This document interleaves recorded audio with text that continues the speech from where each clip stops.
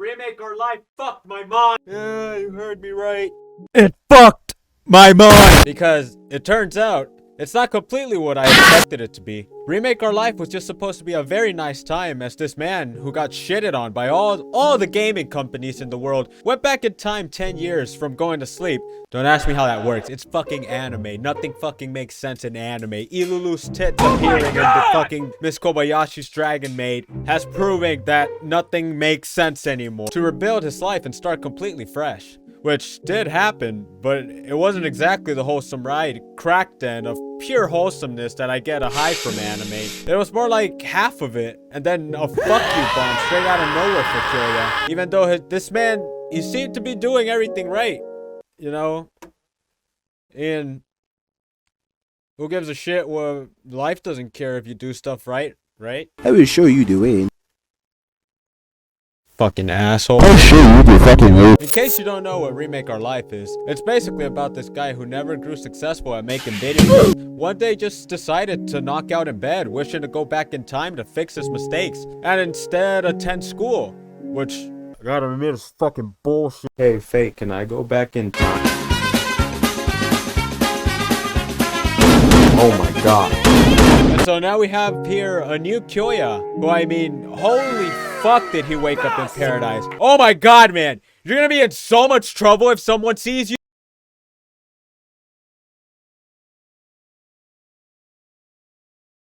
Hey guys, it's not what you think. I present to you Shinoaki. I presented to fuck, I can't talk. I presented her to you several times already though, honestly. The freaking Asta limit breaker of cuteness. It's kind of funny how Nanako in this anime is the second girl option and is really amazing herself and would honestly be number one for me if she were in any other show.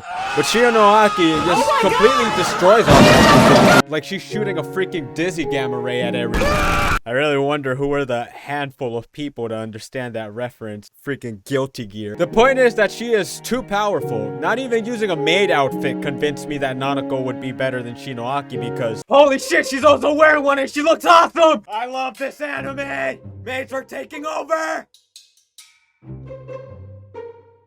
Let's go! And then not only that, but she went all in on making the first moves on Kyoya, so sorry Nanako, but you never stood a chance. When you try your best. So now that you guys know the best waifu in this anime, which I realize now kinda has something to do with why this anime threw a fucking grenade at my hand. Oh my god! That I didn't expect at all, but not completely. Either way, I present to you Kyoya version 2.0. He looks the fucking same. I didn't fucking ask you. After going back in time and realizing he screwed up, he instead decided to go to art school to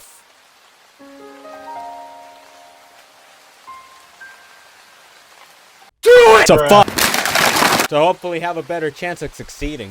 He ends up in a shared house with these two and his 100% guaranteed future waifu. If he somehow decided to choose somebody else that wasn't Shinoaki, he could have stayed in his shitty ass past for all I care. And then this guy pretty much just freaking owns it. He gets all the potential girls to like him, acts like a complete mature and insanely great guy, and helps out his friends so well that one of them actually almost questions him if he knew the entire past or some shit like that. And I should have realized at this moment that I have fucked up when I assumed that all of this nice stuff happening would just stay like this forever. And I was fucking wrong. In Kyoya's past, the friends he has now were basically, imagine like the gods of every single area. There was the best writer and the freaking drawer, and all of them three were that. And as Kyoya returns to the past and now becomes pretty much the leader in a way of these guys, because he is just always prepared to deal with all of the bullshit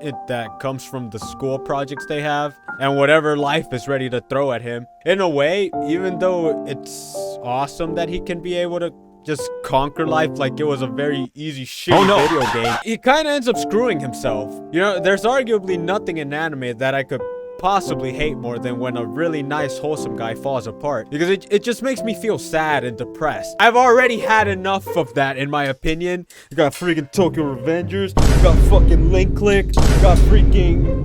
what's it? Stupid Tier Eternity. Fuck your feelings! I've had enough sad, depressing anime. I don't need more. And Tsurayuki, unfortunately, he kind of became that person in this anime, and it sucks. It freaking sucks. Regardless of all the effort and passion he was putting into everything to grasp onto his dreams, he was kind of just screwed without money for school. And so Kyoya, my guardian angel, who I could always rely on to keep everything nice, happy, and fucking wholesome, fucking failed me. But not without putting up the biggest fight he could have ever given. It was just so wholesome to see everyone work on this video game project and try to sell it to make enough money to keep his friend going to school and just keep his dream alive. And although they went through restless weeks working on the game, Kyoya still technically failed again. And it wasn't really because he actually failed though, because god damn it did he have freaking simps rolling in for that shitty game. Maybe it was good.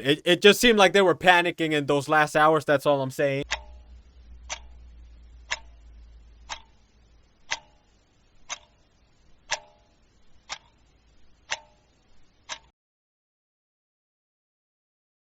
I deleted the game! What the fuck? Although he made a successful game, it really it didn't work. Yes, they got the money they needed to keep Tsurayuki in school, but it still just didn't work. And this honestly, it left me a bit confused at first. At first, I just thought he was being a freaking quitter. And God, if that was the case, my guardian angel of wholesomeness could have easily just said, fuck it, burn it all to the ground, just all the freaking school tables. And I wouldn't have given two shits, because that would have been the biggest dick move. But in reality, by making that game, which had an insanely tight deadline where Kyoya, having all the experience from his past, did the best he could to make sure it would just be released. And it ended up being the new mistake he made in this second go at life. And shit did that just completely destroy the wholesome, nice, stupid, dead brain happiness I was having with the show. I just really couldn't believe that what Kyoya ended up basically doing was killing the passion of the people he freaking looked up to. When they were making the game, there were several moments where they wanted to do like something cool for the game, but Kyoya would always stop them. And it wasn't out of bad will, but because he knew they'd be screwed if they didn't get the game out on time. And then that, along with him always knowing what actions and things to do, pretty much sent Tsurayuki's passion to the fucking grave. Basically making him believe he could never be as good as Kyoya no matter how much effort he put. After the game's success, he was like,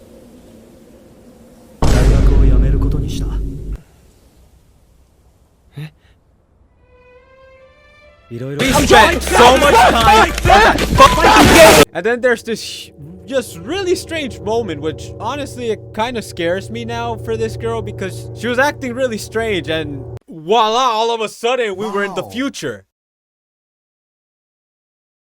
Oh my god! What the fuck? And this is pretty much what completely knocked me off the fucking game. The fact that my man went through time again. I did not expect that. And I really thought this anime was just immediately going to solve the Tsurayuki, that name is so hard to pronounce, issue, and everything would be back to normal to end this anime on a wholesome note, but it didn't feel like giving me that. Fuck your feelings! Why are you always here now? And what basically ends up happening now is Kyoya sees the future that happens from the stuff he did in the second life he started. And I mean, for as messed up and sad that it is that he unintentionally took away everyone's passion, he freaking won!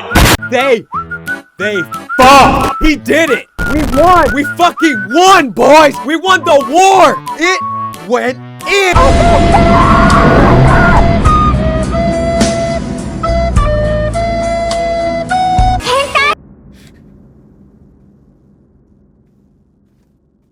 This is still depressing. By the way, I completely forgot about this girl. She honestly just reminds me of Kasane from Scarlet Nexus. Not ever pretty much having anything interesting that I don't even bother talking about them. But she's in the show as another potential girl, and the boss in a way of Kyoya in a job he had in his first life. Anyways, what I'm trying to say is I don't really give a shit about it. But at the end, well, the anime hasn't ended, but Very funny, motherfucker. although he won the girl. As they made more games, she lost completely her desire to draw. And now Kyoya, even though, don't get me wrong, this is an amazing life this man is living, he kind of feels dead inside because he snatched away the dreams of the people he cared for the most. Or at least that's what I freaking thought, because Nanako is a freaking legend who came back. She is actually the only one who didn't give up.